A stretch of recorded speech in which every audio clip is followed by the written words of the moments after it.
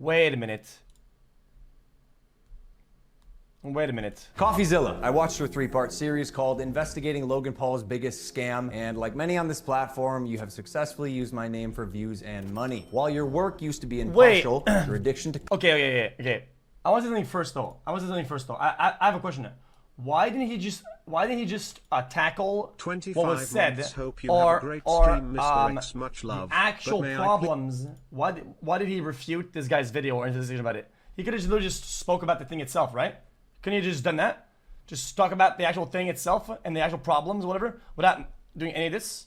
I watched your 3-part series called Investigating Logan Paul's Biggest Scam, and like many on this platform, you have successfully used my name for views and money. While your work used to be impartial, your addiction to clicks has clouded your judgment and you've made very real errors with very real repercussions. Coffee, you took a shot at my reputation, so in this video today, I'm going to be defending myself with facts, something that you have gotten in the habit of twisting as you continue to morph from an investigator to a gossip channel. You see, Coffeezilla tried to work with law enforcement in the past, but his work was described as not anchored to truth and often speculative. He is a lopsided journalist with an agenda, and he's nothing more than the Keemstar of crypto and finance. But as opposed to just telling you, I'm going to show you some of the core discrepancies that I caught in Coffeezilla's investigation. Coffee, you interviewed the developer who stole the game code, fled to Switzerland, and held it hostage for $1 million.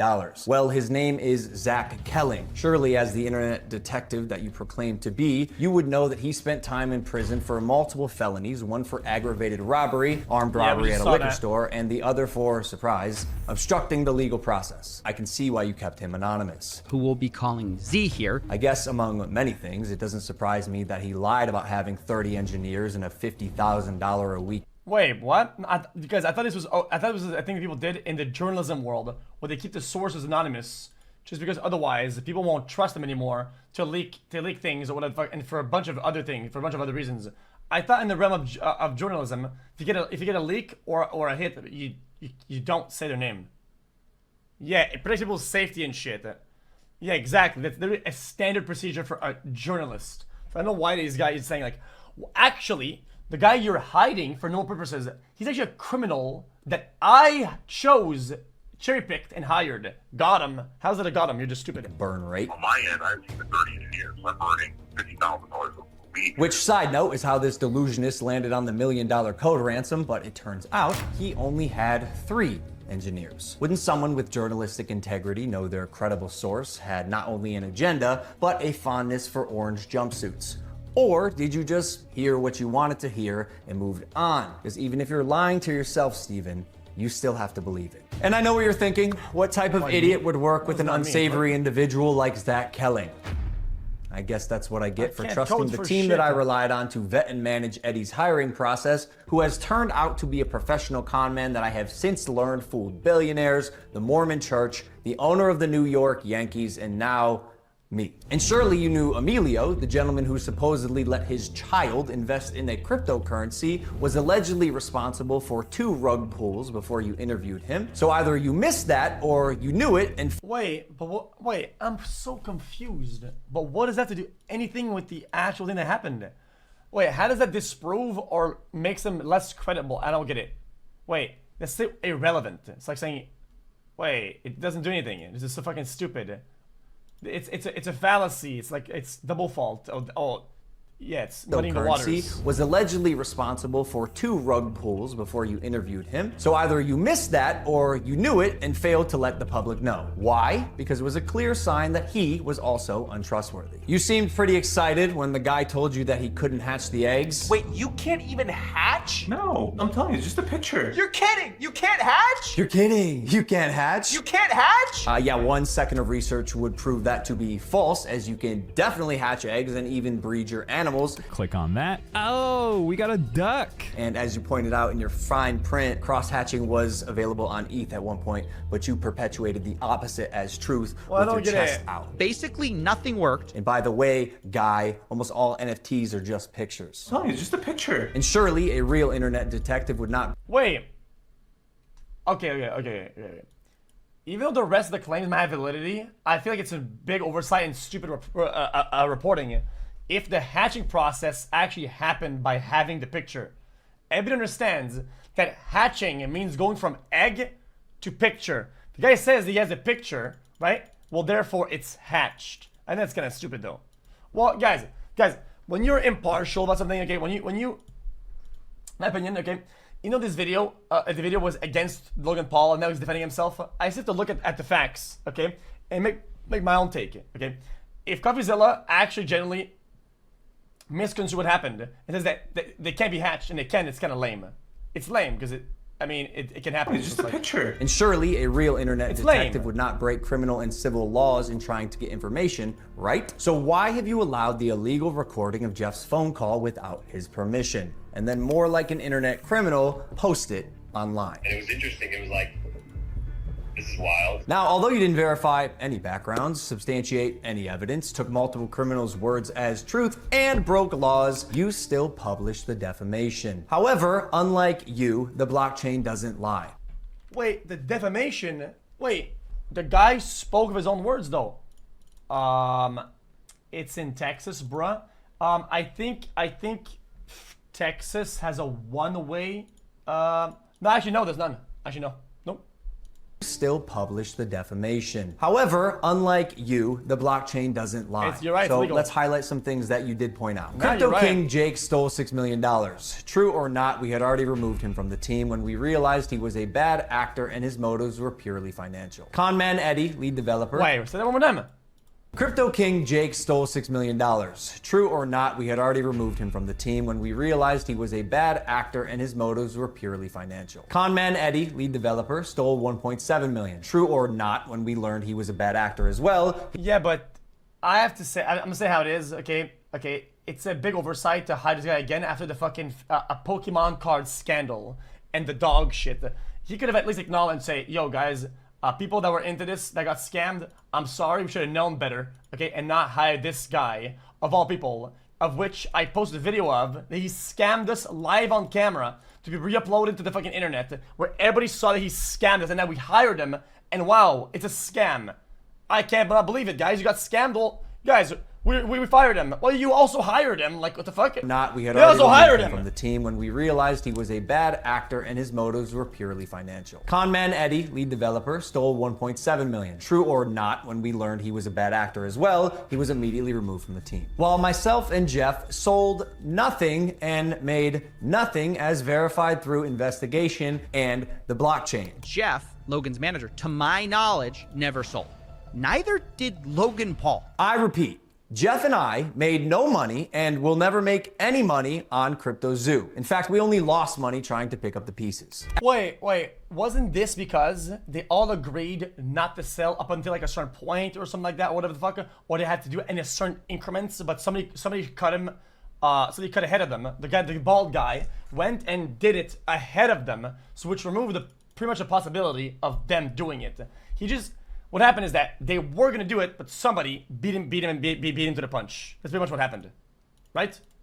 Yeah, exactly. So that's not. I mean, it's a good excuse, but I'm not really. So. As has been the case with dozens of crypto and NFT projects, the space is unfortunately ripe for bad actors to infiltrate projects that start with even the best intentions. Jake the Snake is no longer affiliated with CryptoZoo, and we hope the money he reappropriated was worth ruining his reputation. Conman Eddie is being investigated by a higher authority that I cannot speak on. As you can imagine, I was not cleared from legal to discuss much of this, including the legal process being undertaken and the criminal investigations going on during the fallout, but I do appreciate you calling out that rats under my nose stole the game code, millions of dollars, and left Jeff and I abandoned with no team and knives in our back. But even after 12 months of work, you've still managed to overlook. Guys, don't say cap.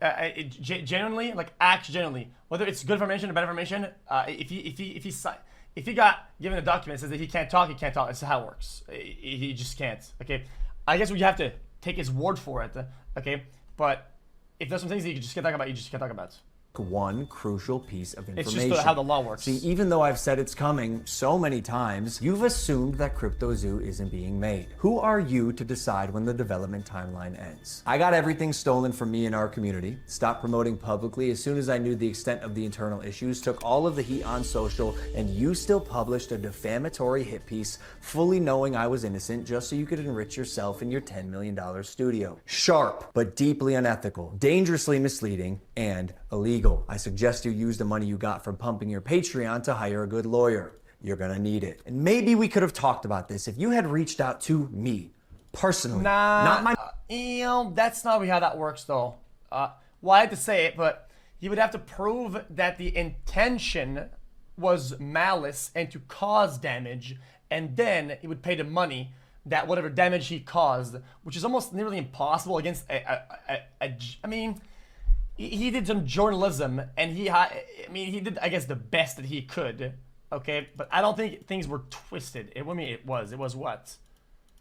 If something is damaging, but it's true, it doesn't matter the damage it causes because it's true. You guys need to understand how the law works, okay? In a case about defamation, okay, they have to prove that it's false and then damaging. If the information is true, it's fair enough. Otherwise, chat, it goes against the freedom of the press or whatever the fuck. I don't know how the fuck it's called, okay? I don't even give a fuck. I'm not a lawyer, okay? But basically, otherwise, you can silence the truth, which is fucking stupid. That doesn't make any sense. Okay? If something happens, somebody reports on it like it's a journalist, if it's true, they're allowed to report on it. Unless they maliciously twist it and make it damaging, which I don't think happens. I suggest you use the money you got from pumping your Patreon to hire a good lawyer. It seems like a waste of time in court. Maybe we could have talked about this if you had reached out to me personally, not my manager Jeff, who is not me, Steven, but the first time you did was on Christmas Eve after you released your series so you could rely on false statements and unreliable people used recklessly. The subject line was third request for comment. Yeah, not quite. This will be my third time reaching out to you and your team. The first 2 times were through your manager, Jeff. The first 2 times were through your manager, Jeff. Okay, so the last time on Christmas Eve, after the fact, was to me. You have a funny way of twisting things. And I also noticed... Okay, also wrong, bro. Listen, his manager had a comment and a conversation with him. He should have brought it up and probably did brought it up to him, right? But he's saying that oh, guys, look at my DMs. These are my DMs. Bro, no shot. His manager, after giving a statement, definitely talked to him and said, yo, dude, this guy talking about it. He definitely... Dude, that's what the manager is for. Literally, it's his point of contact. That's how it. That's if they went to court. It's how it would play in court. Okay, he definitely had knowledge of the situation, one way or the other. If his paid manager, as his job title, literally gave a comment about something, he probably even brought up that it existed. Now you know it existed, and the lack of evidence of reaching out for comment is now irrelevant. Holy fuck, Chad. You left out that part on Twitter. Why hide that? Trust me, CryptoZoo is coming. I will make damn sure of it. And honestly, it sucks that after years of personal reform, going through trials and tribulations, and busting my ass to evolve into a person that I can say I'm actually proud of, you led the charge to drive and monetize a narrative telling millions of people that I'm a fraud or I tried to scam my audience. That is patently false. This video is mainly for my fans and anyone who's on the fence that I hope I can help understand a situation that is tremendously complex but has been oversimplified for both views and clicks. And lastly, Coffeezilla. I now know your motives with this. Clout and money, good for you, but also you're slimy as so I'm not gonna come on any of your podcasts. If you wanna come on Impulsive and talk about this, that's fine. You've denied my invitation multiple times. You're still invited. It can be a one-on-one. If not, we're gonna handle this ourselves while we continue to build CryptoZoo, and I'll see you in court. Wait. Well, that's not how that works. But read the comments. I mean, it's just, that's just cringe exits. So, I mean, guys, I somehow like and dislike both people that make both videos, okay? I'm impartial, bro. I'm telling you right now. I like and dislike both of them equally on both sides. I'm like offensive at this point, okay? And I'm telling you that this part is kind of cringe. Lastly, Coffeezilla. I now know your motives with this. Clout and money, good for you, but also you're slimy as so I'm not gonna come on any of your podcasts. If you wanna come on Impulsive and talk about this, that's fine. You've denied my invitation multiple times. You're still invited. It can be a one-on-one. If not, we're gonna handle this ourselves while we continue to build CryptoZoo, and I'll see you in court. The only way to do it right, boom, is not, guys, is the Impulsive live or edited and posted later on? Sorry, I don't know about YouTube world, sorry about that. Chat, is the Impulsive a live podcast or is it uploaded and cut? Okay, it's edited and filmed off stream, then that doesn't make, that it's bad, okay? Because then, if they don't cut, okay, I would assume if things they didn't like happened, then they probably just would, right? I mean, or they can. The best way to do it is 1v1 live on stream. Live on stream. And the only way to stop something from happening is they had a kill switch to kill the stream while it's happening. That would be the only way to actually do it. Boom. Because then if they're both saying things that are true, right? Think about it. If they're both things that are true, then they're chilling legally, right? Unless it's self-incriminating, which, you know, if he did a crime, which is he didn't, I mean, then he would have no problem talking about it, right? Then you're chilling, right? How about a 1v1 live on air on my stream while playing Shipment in COD? That sounds like content. No? That would be wicked. That'd be wicked. That'd be content. Dude, it would be called, the podcast is called Content Shipment. And it's a 1v1 debate about a topic while playing Shipment. Yo, this is X on the Yeah. beat, yo. Okay. Why my voice as well? That ass. Anyone knows that boy? I don't know, he's just so soy. Anyone knows that boy? I don't know, he's just so soy.